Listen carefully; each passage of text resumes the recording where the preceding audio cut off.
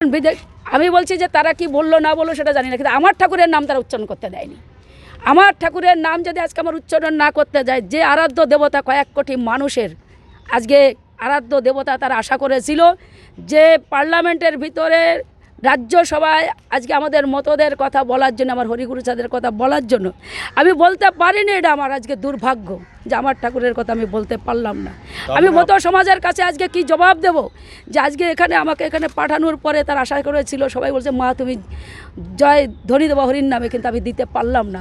অথচ সেই প্রধানমন্ত্রী নরেন্দ্র মোদী মানে স্বরাষ্ট্রমন্ত্রী যায় ভোটের জন্য আজকে সেই মতদের কাছে, সেই মন্দিরে যে আজকে মাথা করে, আর আজকে অপমানের পর অপমান আজকে আমরা হচ্ছে একের পর এক। তারা নাম নিতে দেয়নি চেয়ারম্যান, এখানে নরেন্দ্র মোদী বা অমিত শাহর কথা আসছে কেন?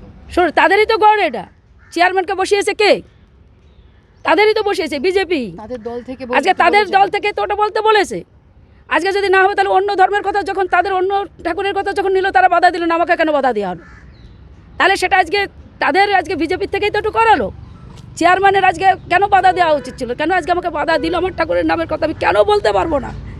আজকে যেখানে আজকে আমি এখানে একজন নারী হিসেবে, ভারতের প্রধানমন্ত্রী বলছে নারী শক্তি সর্বশ্রেষ্ঠ শক্তি। আজকে এত আধুনিক যুগে এসেও যদি আমার যদি এই মানে সহ্য করতে হয় যে আমার ঘর থেকে আমার বেরোতে হবে, বিধবা নারীর উপরে আজকে আমার যে অত্যাচার, আজকে আমি একজন সাংসদ হয়ে রাজ্যসভার আমার প্রতি যদি এই অত্যাচার হয়, তাহলে ভারতবর্ষের নারীদের প্রতি আর কী হতে পারে আমাকে বলুন। তার মানে নরেন্দ্র মোদী অমিত শাহ চেয়ারম্যানকে ইনফ্লুয়েন্স করিয়ে এটা করিয়েছেন? করতেই পারে, তাদেরই তো চেয়ারম্যান, তো ওনাদেরই চেয়ারম্যান তো এসে গেছে দাদা, হয়ে গেছে। আজকে কেন্দ্রীয় স্বরাষ্ট্রমন্ত্রী তিনি আজকে বালুরঘাটে গিয়ে আবারও বলেছেন যে মমতা দি তিনি মানুষকে ভুল বোঝাচ্ছে, আমরা সিএ সবাইকে আমরা দেবো এবং সেখানে কোনো রকম কোনো সমস্যা হবে না, প্রত্যেকে নাগরিকত্ব পাবে।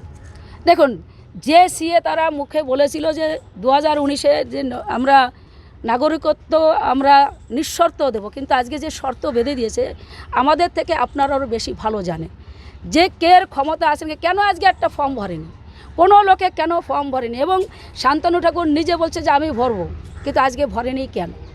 তাহলে কোন রাইটে সে যদি নাগরিক না হয়, তাহলে আজকে টিকিটটা কোন রাইটে তারা দিল? এবং সে একবার বলছে, কখনো বলছে আমি নেব, আবার কখনো বলছে আমার Aadhaar card, voter card, PAN card আছে। তো এই জিনিস তো সবারই আছে।